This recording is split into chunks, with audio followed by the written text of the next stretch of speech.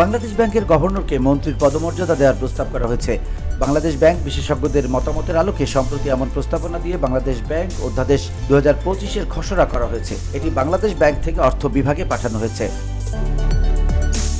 বর্তমানে রাষ্ট্রীয় মর্যাদা ক্রমে বিন্যাসের 15 অবস্থানে রয়েছেন বাংলাদেশ ব্যাংকের গভর্নর।